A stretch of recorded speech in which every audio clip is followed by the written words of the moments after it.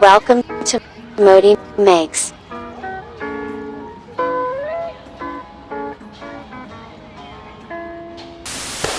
What's good, everybody? My name is Modi, this is ModiMakes, and today I'm gonna be trying out bleach painting on shirts for the first time. So this is something that I've been wanting to do for a while now because, as many of you might already know, I am very into clothing design, hence why I have a small clothing brand. You can just see barely the corner of the shirt right up there.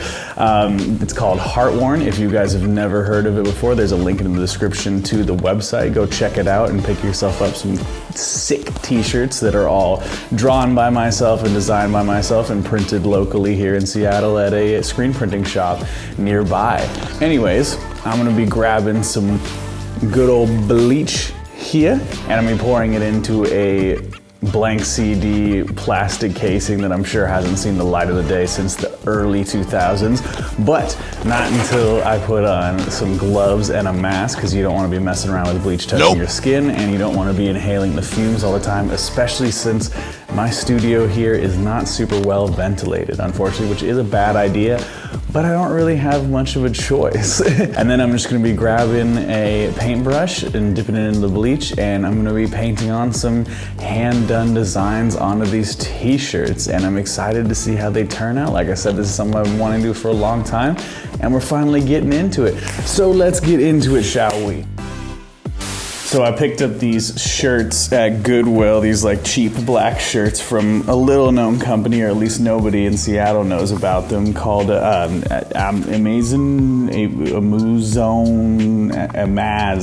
I don't know, something like that. I think it's so ridiculous. Of course, Amazon is like, oh, these are these super thick, nice cotton shirts, and like, they're pretty thin. I don't know what they're going on about. My shirts that I pick up from Port & Company are like way, way thicker than this, so maybe I'm just biased, but who knows. But so I'm gonna be taking these guys and then I'm going to be sketching on them with some white chalk pencils to transfer over the sketches that I already made on my iPad, and then I'm gonna go over it with the bleach from there.